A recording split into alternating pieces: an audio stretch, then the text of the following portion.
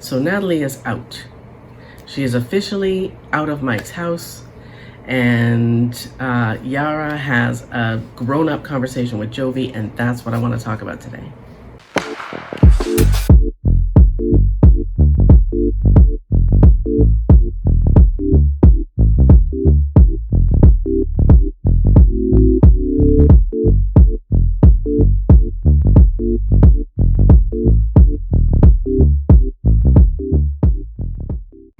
Hey, welcome back to my channel. My name is Debbie. I'm the She in Sheality TV.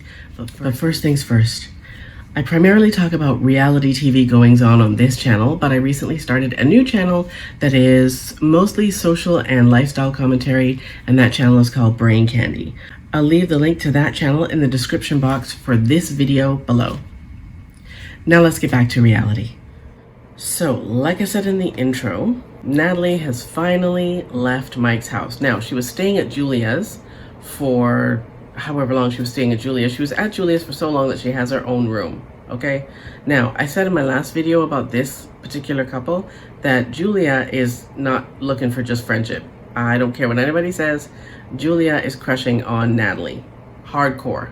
So, in this episode, Julia brings Natalie back to Mike's house to pack a suitcase. Right, not a bag, to pack a suitcase and get all her stuff.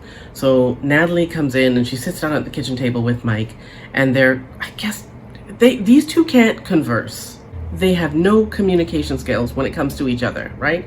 Mike talks great with his mom, but he can't talk to Natalie. And Natalie, when she talks to Mike, she doesn't make any sense, right? She says that Mike doesn't listen to her or whatever, right? Anyway, she's decided that she doesn't want to stay in Mike's house. She doesn't want to stay with Mike. She wants to pack a suitcase and she wants to leave, so that's what she does. She comes over, she sits at the kitchen table, she plays with that rat thing for a while, and it's actually gross, right? She takes the rat out of the cage, she's playing with it, trying to talk to Mike. They're not really having a conversation, okay?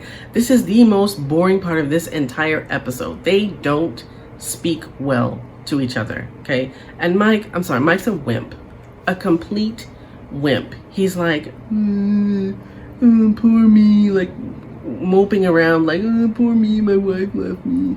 Like, dude, you should have cut her loose months ago.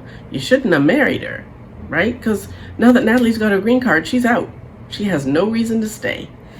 Anyways, she packs a bag.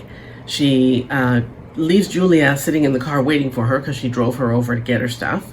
And when Natalie's done packing, she goes back up to the car. And in the next scene, we see Julia come in. She's just standing in the doorway. Mike is sitting in the couch, as usual. And Julia stands in the door, and she's standing there looking at Mike. It's the weirdest scene. It's one of the weirdest scenes I think I've witnessed in a long time. She just stands there looking at him. And then she says, "Can I use the bathroom?" And Mike says, "Yeah, sure. Use the bathroom, take my wife. Why not?"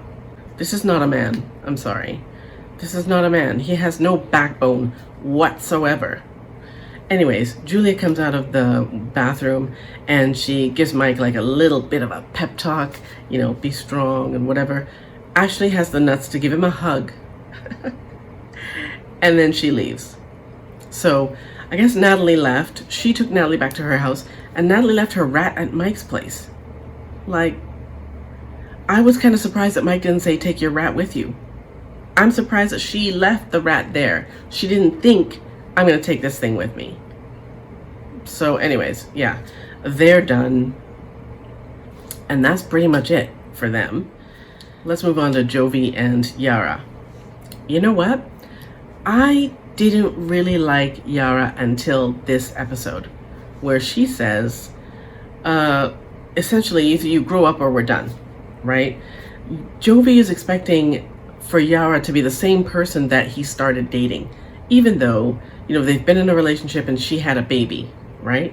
He expects her to still, want to go out partying and drinking and whatever, however many times a week, but she's a mother, right? She is looking out for what's in the best interest of her daughter, and Jovi is not there mentally or emotionally. He's not there. Jovi is a child, okay? Even Mama Gwen is like, "Grow up, Jovi," right? Jovi was not ready to be married. He was definitely not ready to be a father. But a lot of people are not ready to be parents when they find themselves being parents. And you know what? You gotta suck it up. Do what you have to do, right? Your baby is your first concern, not yourself anymore. So yeah, they go down to the beach, they have a conversation, and Yara basically says, you know what, I'm not the person that you married, right? We have a baby now, and if you can't grow up because we have a baby, well then we're gonna have to be done, right? She also says, you know, I left everything. I left my friends, I left my family, I left my country to come here and be with you, and you know, now you're a father and you're not any different than you were when we were dating. So yeah, I feel bad for Yara, and I kind of get why she moved them out into the bush, because she thought that, you know what, he would have nowhere to go party. He would be home more than he is when they were living at their last place. So yeah, I get why she moved him all the way out into BF nowhere. But yeah, I think that's backfiring on her, because he is not happy. And I don't think he's going to be happy, because he's not ready. He's not ready to be a father. He's not ready to give up the strip clubs. He's not ready to give up drinking every single day. He's just not. So I don't know how they're going to work that out. But like I said before, I didn't like Yara until this episode. I kind of feel bad for her, because she says she's lonely because he's not growing up. So anyways, yeah, that's pretty much it. That's all I got for 90 Day Fiance Happily Ever After for this episode. Don't forget to come see me over on Brain Candy. Thanks for watching. Peace.